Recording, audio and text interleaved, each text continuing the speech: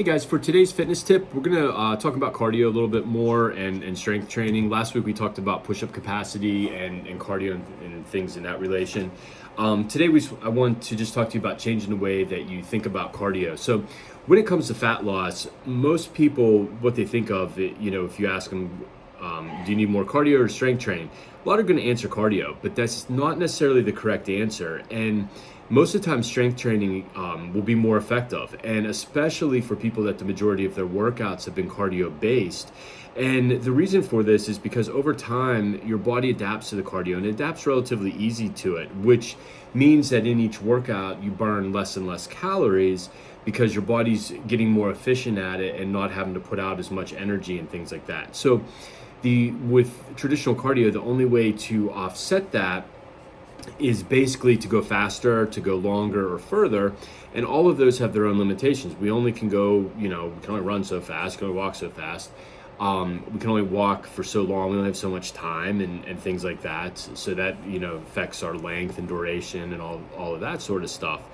So we don't have as many variables that we could change. Where with strength training, we can change variables a lot easier, and there's a ton of variables, from changing weight, from changing sets, reps, rest periods, exercise modality, all that sort of stuff. So it's a little bit harder for the body to adapt to that, which means we get a higher calorie burn from that, and our body doesn't basically get as efficient at it. So another thing with high amounts of cardio, our body basically gets weaker due to a natural loss of muscle tissue that happens when people do a lot of cardio.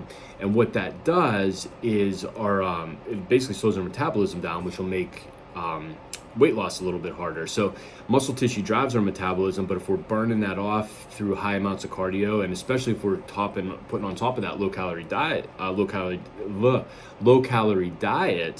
we are going to burn that muscle tissue down, slow the metabolism, and again, it's going to kind of stall and make that weight loss harder.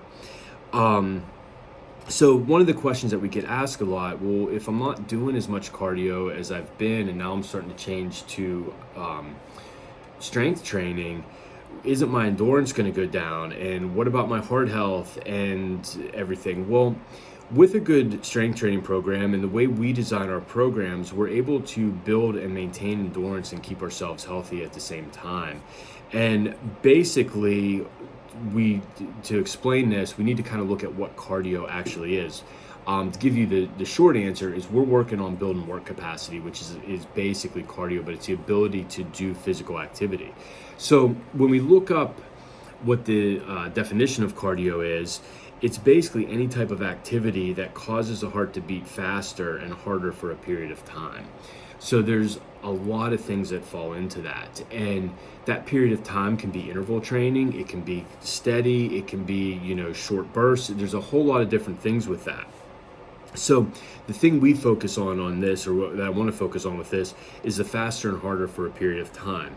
And things have gotten a little bit skewed here, and we kind of live in a society where a more is better mindset is predominant.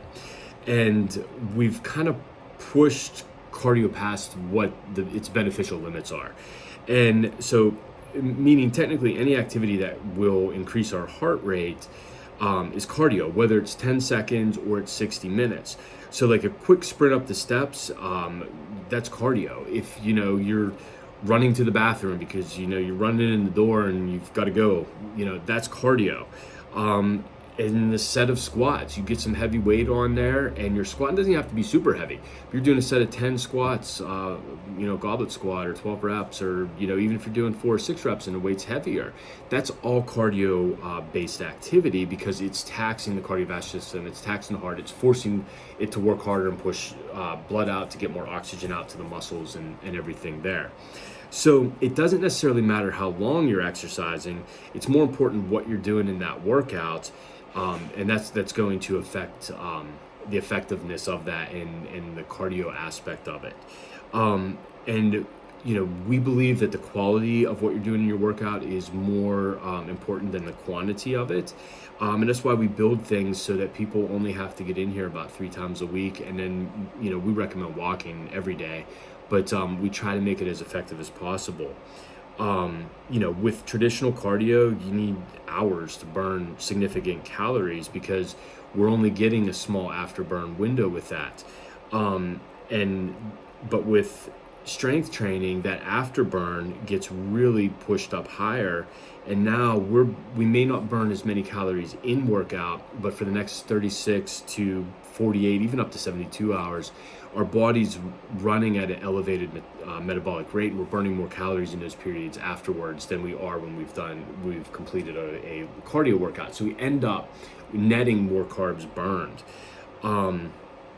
And there's been a lot of studies on this. I mean, the first kind of groundbreaking one of this was back in 1994, where they looked at some stuff. They looked at two different modalities, one being anaerobic, one being aerobic, and they saw that it was much greater the fat loss, even though the in exercise calorie burn was lower in that group and everything.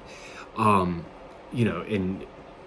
if we can do a little bit less work and we can burn more calories, whether it's, outside of that workout, that's all great. So, the body too, this is one of the things I want to talk to you about. We have two different energy systems. So we do have what's called our aerobic system. That's what is getting taxed when we do cardio. And then we've got our anaerobic system. And that is basically our short burst kind of activity and things like that. And, these two systems burn calories very differently from each other. So the aerobic system, it'll burn calories through the use of oxygen in the body to create energy. But with the anaerobic system, or with anaerobic exercise, so things like strength training, interval training, we're using stored muscle glycogen to create energy. And the important difference here in results in anaerobic exercise is basically the anaerobic exercise burns calories at a ratio of about 5-1, even 7-1 in some research, over aerobic exercise and cardio. Now, when you have your trackers and using all that, pretty much all the tech that's out there is set on the aerobic model. Because for a long time we weren't able to measure anaerobic, and we are able to now. So that's where that 5-1, 7-1 that I mentioned there, that's what we're seeing. So if it's saying that you burn 200 calories, you can possibly add a multiple of 5, even 7 onto that for what the total output of that is. That's not to say that, it says 200 calories, so I actually burned 1,000 or 1,400, so I can eat that much more and things like that. That's not necessarily how to interpret that, and we really don't like that in calorie trackers that add the exercise back in, because people learn how to cheat the system. And again, all of these are averages, and it's very easy to overeat when you start adding your calories back into that. That's why we like just a steady amount of calories throughout the day in most cases.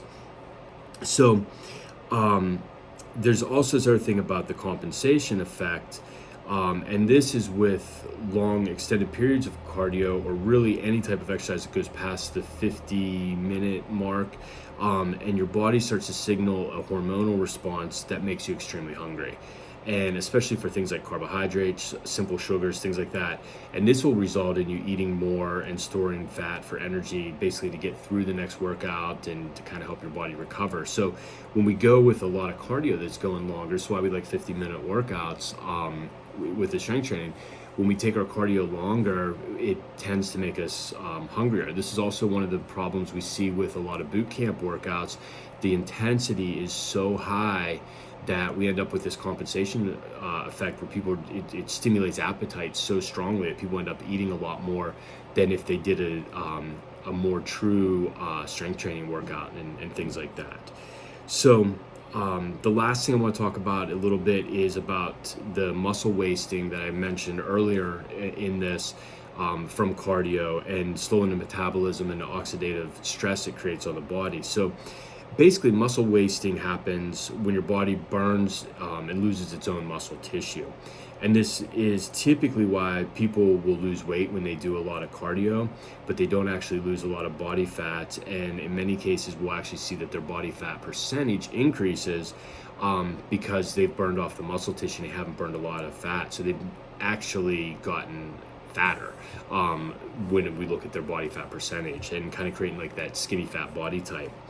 And you've heard of oxidation. Most people know oxidation isn't a good thing. Well, this is what's happening when you're doing high amounts of cardio.